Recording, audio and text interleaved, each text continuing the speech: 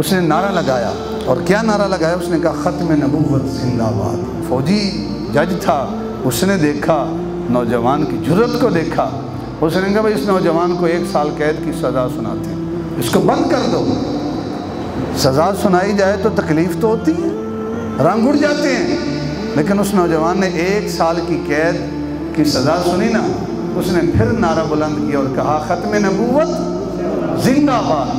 اللہ کے نبی نے ارشاد فرمایا انا خاتم النبیین لا نبی بعد، کہ میں خاتم النبیین ہوں، میرے بعد کوئی نبی نہیں ہے، اور جو میرے بعد نبوت کا دعویٰ کرے وہ کذاب ہے، وہ جھوٹا ہے، وہ دجال ہے، وہ اللہ کا نبی نہیں ہے۔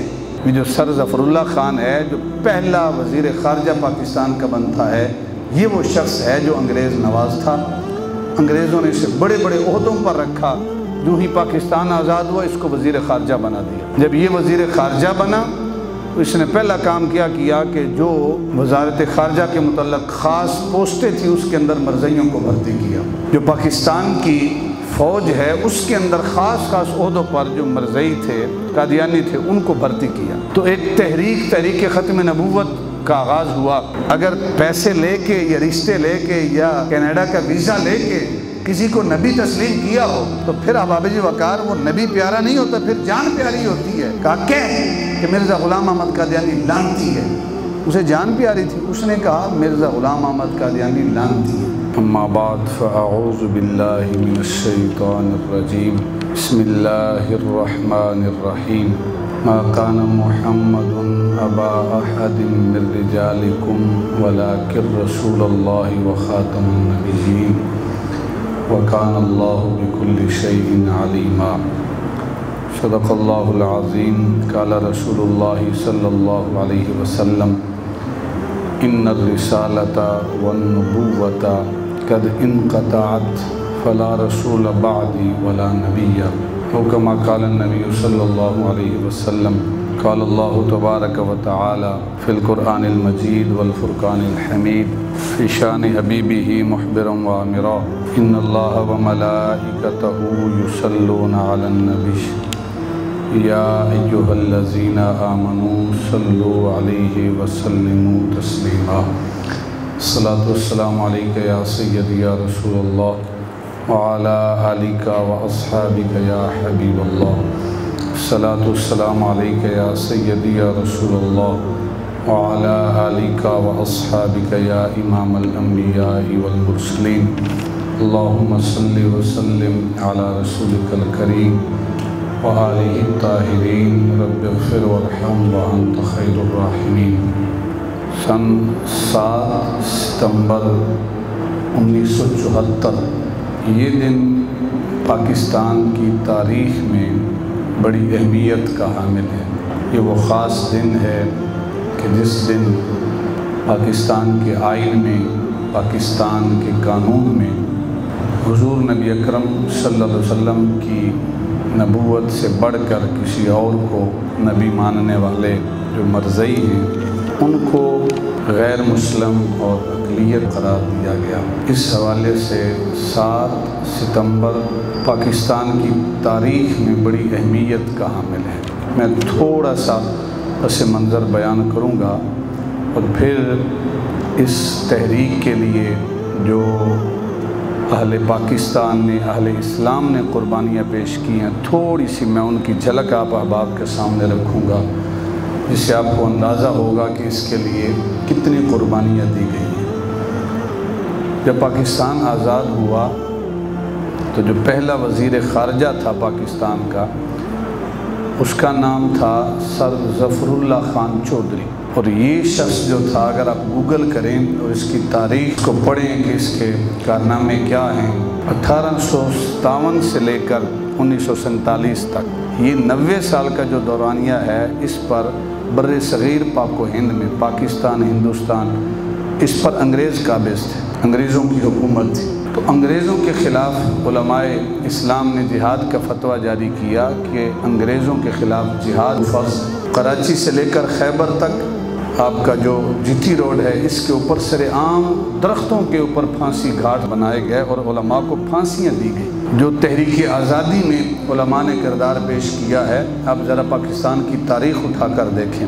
المیہ یہ ہے کہ ہمارا ہسٹری کے ساتھ، تاریخ کے ساتھ کچھ سروکار نہیں ہے۔ جو جیوز ہیں، یہودی ہیں، ان کے متعلق ریسرچ ہے کہ وہ سال میں اوسطاً 60 سے 70 کے قریب کتابیں پڑھتے ہیں ایک سال میں، اور مسلمانوں کے متعلق تحقیق یہ ہے کہ یہ سال میں صرف 6 منٹ کسی کتاب کو پڑھتے ہیں، پورے سال میں صرف 6 منٹ ایک کتاب کو پڑھتے ہیں۔ اس وجہ سے ہمیں اپنی ہسٹری کا علم نہیں ہوتا، ہسٹری کا علم نہیں ہے تو صرف باتیں کرتے ہیں، حقیقت سے ہمیں کوئی سروکار ہی نہیں ہوتا۔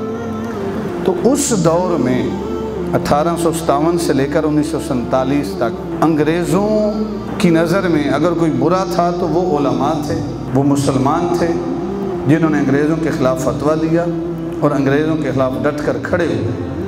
اس دور میں بھی اگر انگریزوں نے کسی کو نوازا ہے اور بڑے بڑے عہدوں پر رکھا ہے تو مجھے بتائیں وہ انگریزوں کا منظور نظر نہیں ہے تو اور کیا ہے؟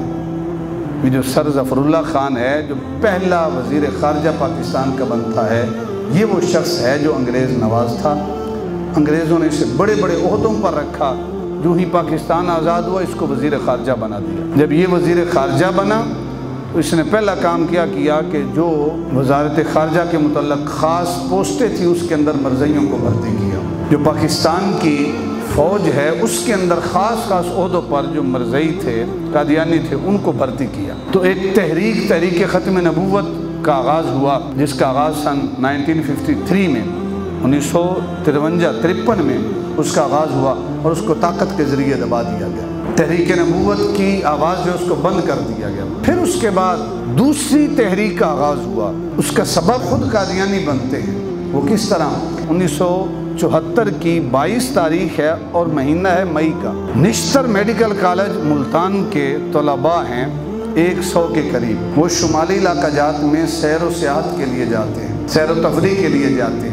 تو راستے میں ملتان سے گاڑی چلتی ہے، چناب ایکسپریس ہے، جب وہ ربوہ کے مقام پہ کھڑی ہوتی ہے نا تو وہاں جو قادیانی ہیں وہ گاڑی میں سوار ہوتے ہیں، ریل گاڑی میں، اور قادیانی جو پمفلٹ ہوتے ہیں وہ تقسیم کرنا شروع کر دیتے ہیں۔ نوجوان لینے سے انکار کر دیتے ہیں اور ساتھ ختم نبوت زندہ باد کے نعرے لگانا شروع کر دیتے ہیں۔ ختم نبوت زندہ باد اور مرزا غلام احمد قادیانی مرد آباد، یہ نعرے لگتے ہیں جو کہ مرزائیوں سے برداشت نہیں ہوتے۔ یہ طلباء جاتے ہیں شمالی علاقہ جات میں سیر و سیاحت کے لیے، وہاں پہ جتنا انہوں نے ٹھہرنا ہوتا ہے 8 دن 7 دن۔ 29 مئی کو یہ نوجوان، یہ طلباء پھر واپس آتے ہیں۔ 29 مئی سن 1974 7 دن وہاں ٹھہرے، پھر 29 مئی کو واپس آئے۔ جب واپس آئے تو جو مرزائی تھے ان کو 22 مئی کا دن یاد تھا۔ انہوں نے کہا کہ ہم نے ان طلباء سے بدلہ لینا ہے۔ انہوں نے کیا کیا؟ جو ربوہ سے پہلا اسٹیشن آتا تھا وہاں مرزائیوں کو بٹھا دیا کہ آپ نے پہچان کرنی ہے، شناخت کرنی ہے کہ کس بوگی کے اندر، ٹرین کی کس بوگی کے اندر یہ طلباء بیٹھے ہیں۔ انہوں نے باقاعدہ اس کے اوپر نشان لگایا، اور جب اسٹیشن پہ پہنچی، ربوہ اسٹیشن پہ چناب ایکسپریس، تو جو اسٹیشن ماسٹر تھا اس کا نام ہے سمیع اللہ، وہ بھی مرزائی تھا۔ اس نے اسٹیشن سے پہلے گاڑی کو روک دیا، اور گاڑی کو روک کے تقریباً 5000 کے قریب مرزائی تھے۔ کسی کے پاس ڈنڈا تھا، کسی کے پاس پسٹل تھا، کسی کے پاس کوئی چیز تھی، کسی کے پاس کوئی چیز تھی، اور 100 نہتے جو طلباء تھے ان کے اوپر ظلم و تشدد کرنا شروع کرتے ہیں۔ طلباء نے کھڑکیاں بند کی، دروازے بند کیے۔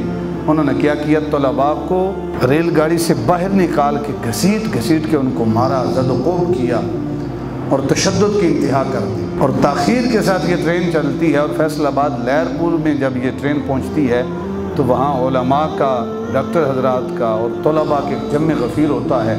یہ خبر پورے ملک پاکستان کے اندر پھیل جاتی ہے، اور وہاں سے ایک تحریک کا آغاز ہوتا ہے جس کو مجلس عمل تحفظ ختم نبوت تحریک کہا جاتا ہے۔ اس تحریک کا باقاعدہ اعلان 9 جون کو ہوتا ہے۔ 29 مئی کو واقعہ پیش آیا اور 9 جون کو باقاعدہ جو ہے اس تحریک کا اعلان کیا گیا۔ اس تحریک کے جو صدر تھے مولانا محمد یوسف بنوری دیوبند مکتب فکر سے، وہ صدر تھے، اور نائب صدر جو تھے مولانا عبدالستار خان نیازی، اہل سنت و جماعت سے تعلق ہے، اور جو جنرل سیکرٹری تھے وہ مولانا سید محمود احمد رضوی رحمۃ اللہ تعالی علیہ دارالعلوم حزب الاحناف لاہور والے، وہ اس کے جنرل سیکرٹری بنتے ہیں۔ اور 14 جون کو انہوں نے اعلان کیا کہ پورے پاکستان میں ہڑتال ہوگی، اور کامیاب ترین ہڑتال ہوئی۔ کوئی ایسا شخص نہیں تھا کہ جس نے اس ہڑتال میں اپنا حصہ نہیں شامل کیا۔ جو پاکستان کی نیشنل اسمبلی ہے، قومی اسمبلی ہے، اس کو ایک خاص کمیٹی کی شکل دی گئی، اس طرح کہ اس کے اندر ہر خاص و عام آ کر جس کو مدعو کیا جائے گا وہ آئے گا اور آ کر دلائل پیش کرے گا۔ مرزئی جو ہیں ان کی طرف سے ان کا جو خاص بندہ تھا مرزا ناصر احمد، جو ربوہ گروپ والوں کی طرف سے ان کا خاص فرد تھا، جس کو وہ خلیفہ ثالث کہتے ہیں، مرزا غلام احمد قادیانی کا تیسرا خلیفہ، وہ حاضر ہوا، وہ آیا اور اس نے دلائل پیش کیے۔ اور جو لاہوری گروپ ہے ان سے الگ بندہ ان کا دلائل دینے کے لیے آیا۔ دلائل چلتے رہے، ادھر حضور کے غلام دلائل دیتے رہے، اور ایک موقع وہ بھی آیا کہ جب ایئر کنڈیشن ماحول ہے، کوئی کھڑکی نہیں ہے، کوئی روشن دان نہیں ہے، مرزا ناصر احمد دلائل دے رہا تھا، جس کاپی کے اوپر اس نے دلائل لکھے ہوئے تھے، ایک پرندے کا پر جو گندگی سے آلودہ ہے وہ کہیں سے گرتا ہے اور مرزا ناصر احمد کے ان پیجوں کے اوپر پڑتا ہے، جس سے وہ پڑھ کے دلائل دے رہا تھا۔ وہ بول کے کہتا ہے کہ آئی ایم ڈسٹرب، میں ڈسٹرب ہو گیا ہوں، مجھے سمجھ نہیں آتا کہ یہ معاملہ کیسے ہوا، کہاں سے یہ گندا پر آیا، اور میرے جو دلائل ہیں ان کے اوپر آ کر یہ پڑ گیا ہے۔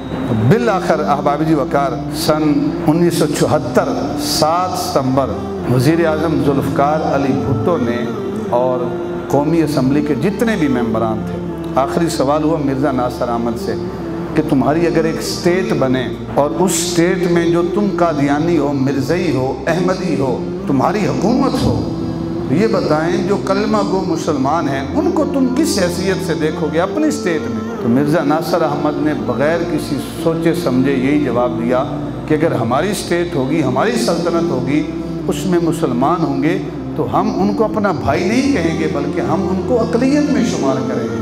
جو مرزا غلام احمد قادیانی کو نبی نہیں مانتا، ہماری نگاہوں میں وہ مسلمان نہیں ہے۔ جب مرزا ناصر احمد کی زبان سے یہ بات سارے ممبران نے سنی تو متفقہ طور پر، چاہے وہ مسلک دیوبند سے تعلق رکھنے والے تھے، اہل تشیع تھے، علماء اہل حدیث تھے، اہل سنت تھے، سب نے یہ فیصلہ کیا مرزا غلام احمد قادیانی کو جس شکل میں بھی کوئی ماننے والا ہے، چاہے اس کو مجدد کہتا ہے، اس کو ذلی نبی کہتا ہے، بروزی نبی کہتا ہے، مسیح موعود کہتا ہے، جس شکل میں بھی مرزا غلام احمد قادیانی کو کوئی اپنا پیروکار مانتا ہے، وہ شخص مسلمان نہیں ہے، وہ قادیانی ہے۔ پاکستان کے قانون میں وہ اقلیتوں میں شمار ہوگا۔ جس نے محمد عربی کے علاوہ کسی کو نبی مانا ہے وہ کچھ بھی ہو سکتا ہے، صحیح معنوں میں محمد عربی کا غلام نہیں ہو سکتا۔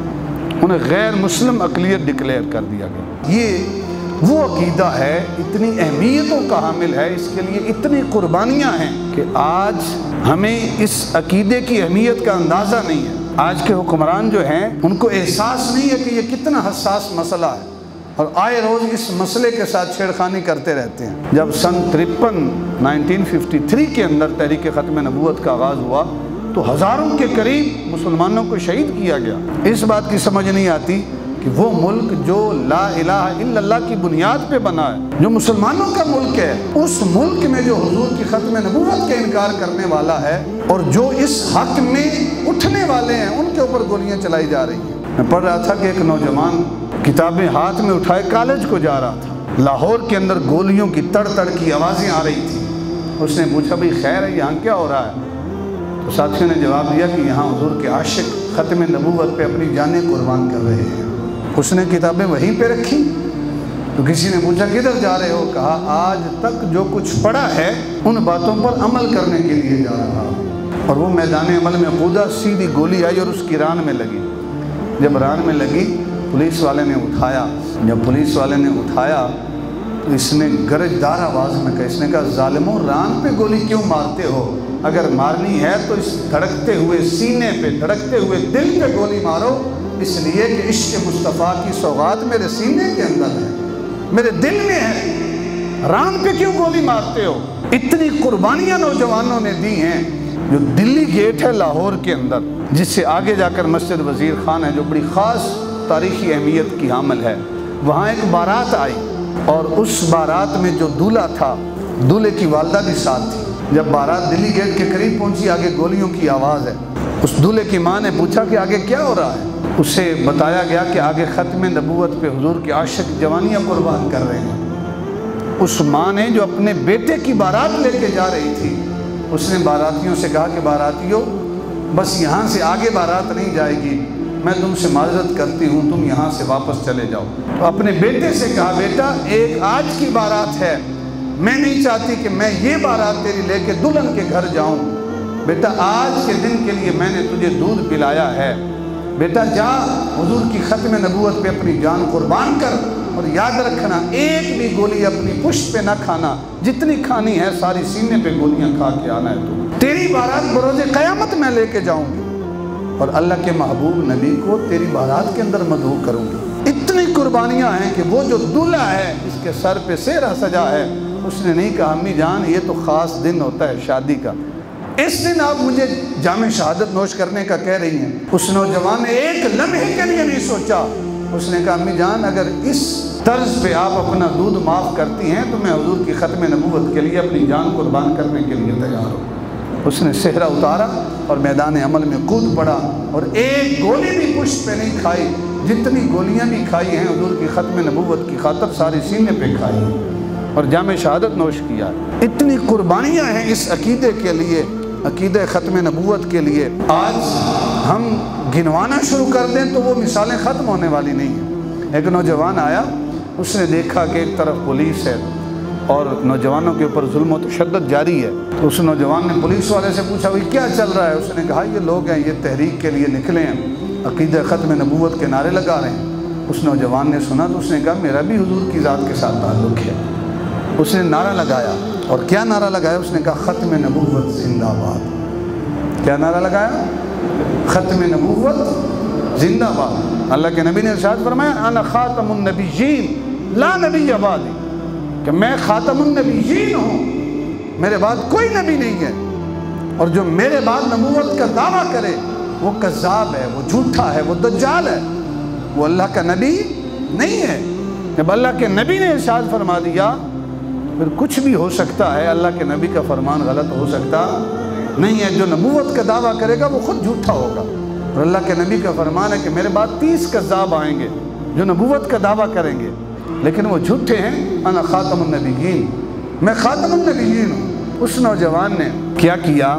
اس نے ختم نبوت زندہ باد کا نعرہ لگایا، پولیس والے نے زور سے تھپڑ مارا۔ جب تھپڑ پڑے تو درد تو ہوتا ہے، اس نوجوان کو تھپڑ پڑا۔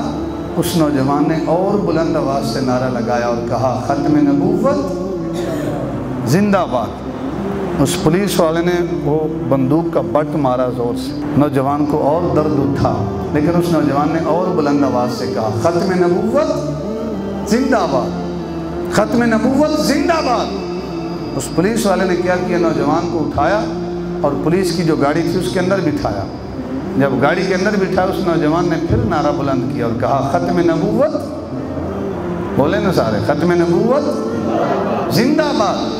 جب نوجوان کو پولیس کی گاڑی نے بٹھایا اور عدالت کی طرف لے کے جانے لگا پولیس والا، تو سارے راستے میں وہ نوجوان ایک ہی نعرہ لگاتا رہا، کیا؟ ختم نبوت زندہ باد۔ جب وہاں گاڑی سے اتارا، جج کے سامنے پیش کیا، یوں ہی نوجوان جج کے سامنے آیا، نوجوان نے پھر نعرہ لگایا ختم نبوت زندہ باد۔ فوجی جج تھا، اس نے دیکھا نوجوان کی جرأت کو، دیکھا، اس نے کہا بھائی اس نوجوان کو 1 سال قید کی سزا سناتی، اس کو بند کر دو۔ سزا سنائی جائے تو تکلیف تو ہوتی ہے، رنگ اڑ جاتے ہیں، لیکن اس نوجوان نے 1 سال کی قید کی سزا سنی نا، تو اس نے پھر نعرہ بلند کیا اور کہا ختم نبوت زندہ باد۔ اس قاضی نے کہا اس کو 2 سال کی قید سناؤ، 2 سال اس کو اندر کرو۔ نوجوان نے 2 سال کی سزا کا سنا تو پھر کہا ختم نبوت زندہ باد۔ وہ 1 سال سزا بڑھاتا رہا، نوجوان ہر سال کی سزا پڑھنے پر نعرہ بلند کرتا رہا کہ ختم نبوت زندہ باد۔ بالآخر جب 20 سال کی سزا جج نے سنائی، 20 سالوں کے بعد اس نوجوان نے پھر نعرہ بلند کیا اور کہا ختم نبوت زندہ باد۔ جب 20 سال کی سزا سنا چکا تو تو جج نے کہا کہ ارے یہ تو دیوانہ ہے، اس کو آزاد کر دو، رہا کر دو۔ جب اس نوجوان نے رہائی کا نعرہ سنا نا، اس نے پھر نعرہ بلند کیا اور کہا ختم نبوت زندہ باد، اور اس نوجوان کو چھوڑ دیا۔ تو ختم نبوت کے لیے بڑی قربانیاں۔ ضلع تھرپارکر ہے، آج کل عمر کوٹ کے نام سے مشہور ہے۔ وہاں کے ایک بڑھئی بزرگ بابا تھے، برکت علی نام تھا، اور لوہاروں کا کام کرتے تھے۔ تو وہ بیٹھا تھا، کلہاڑی تیز کر رہا تھا، تو ایک مرزئی آیا، پاس بینچ تھا، اس کے اوپر بیٹھ گیا، اور بینچ کے اوپر بیٹھ کے اس مرزئی نے اپنے نبی کی تبلیغ شروع کر دی اور کہا کہ بابا جی دیکھیں، ہمارے نبی کو مان لیں، تسلیم کر لیں، ہم آپ کو یہ بھی کریں گے، یہ بھی کریں گے، یہ بھی کریں گے، یہ بھی کریں گے، یہ بھی معاملات ہوں گے، وہ نبی ایسا ہے، وہ ایسا ہے۔ جو ان کی تبلیغ تھی وہ کرتا رہا، بابا جی خاموشی کے ساتھ سنتے رہے۔ کچھ علماء کا کردار ہوتا ہے، کچھ بزرگوں کا بھی کردار ہوتا ہے، جن کے پاس علم تو نہیں ہوتا لیکن ایمان کامل ہوتا ہے۔ ان کی کیفیات کیا تھی تحریک ختم نبوت کے حوالے سے؟ وہ اپنا کام کرتا رہا، برکت علی اپنا کام کرتے رہے، کلہاڑی کو تیز کرتے رہے۔ جب اس کی ساری باتیں ختم ہو گئی نا، بابا جی اٹھے اور وہ کلہاڑی اس مرزئی کی گردن پہ رکھی اور کہا خبردار، جو کچھ میں نے کہلوانا ہے تو نے وہ کہنا ہے، اگر تو نے وہ نہ کہا پھر میری یہ کلہاڑی ہوگی اور تیرا سر ہوگا، تیری گردن ہوگی، میں تیرا سر تن سے جدا کر کے رکھ دوں گا۔ بابا جی نے کہا کہہ کہ مرزا غلام احمد قادیانی لعنتی ہے۔ اسے جان پیاری تھی، اگر پیسے لے کے یا رشتے لے کے یا کینیڈا کا ویزا لے کے کسی کو نبی تسلیم کیا ہو تو پھر احباب جی وقار وہ نبی پیارا نہیں ہوتا، پھر جان پیاری ہوتی ہے۔ کہا کہ مرزا غلام احمد قادیانی لعنتی ہے۔ اسے جان پیاری تھی، اس نے کہا مرزا غلام احمد قادیانی لعنتی ہے۔ بابا جی نے کہا کہ وہ کذاب ہے، وہ جھوٹا ہے، وہ بددیانت ہے، وہ لعین ہے، وہ مردود ہے۔ بابا جی جو کہتے گئے، وہ جو مرزئی تھا وہ سب کچھ نیچے کہتا گیا، اس لیے کہ اسے جان پیاری تھی۔ جب بابا جی سب کچھ کہلوا چکے تو بابا جی نے وہ کلہاڑی لی، اس مرزئی کے ہاتھ میں دی اور مرزئی کے ہاتھ میں دے کے کہا اے مرزئی، اب یہ کلہاڑی میری گردن پہ رکھ اور مجھے کہہ کہ میں اپنے نبی کی بارگاہ میں، تو نے تو اتنا کچھ کہہ دیا نا، میں اپنے نبی کی بارگاہ میں، اپنے آقا و مولا کی بارگاہ میں، احمد مصطفیٰ محمد مصطفیٰ کی بارگاہ میں نازیبا ہلکا سا بھی کلمہ کہوں، کہا کہ یہ گردن کٹ تو سکتی ہے، اللہ کے نبی کے متعلق برا کہنا تو دور کی بات ہے، اگر کوئی زبان کہے تو ہم اس کی زبان کو نوچ کے رکھ دیتے ہیں، یہ گردن کٹ تو سکتی ہے لیکن اللہ کے نبی کے متعلق ایک جملہ بھی ہم کہنا گوارا نہیں کر سکتے، ایک جملہ بھی نہیں کہہ سکتے۔ احباب وقار کہا تجھے جان پیاری تھی، مجھے جان پیاری نہیں ہے، مجھے اللہ کے نبی کی نبوت پیاری ہے، مجھے اللہ کے نبی سے رشتہ پیارا ہے۔ احباب وقار کہا کہ زید بن دسنہ حضور کے غلام تھے، صحابی تھے، جب کافروں نے ان کے لیے سولی پہ لٹکانے کے لیے سولی کے پاس لے کے آئے نا، حضرت زید بن دسنہ کو سولی پہ چڑھانے لگے تو ابو سفیان کہتا ہے کہ آج تو کہتا ہوگا کہ تو اپنی بیوی بچوں کے ساتھ آرام کر رہا ہوتا اور تیری جگہ تیرے نبی ہوتے، اللہ کے حبیب ہوتے، آج ان کو پھانسی دے دی جاتی اور تیری جان کی بچت ہو جاتی۔ حضرت زید بن دسنہ نے ایک جملہ کہا، نادانو کس قوم کے ساتھ واسطہ پڑے، تمہیں اس بات کا ادراک نہیں ہے؟ کہا اللہ کی عزت کی قسم تم تو یہ کہتے ہو کہ میری جگہ اللہ کے حبیب کو پھانسی دی جاتی۔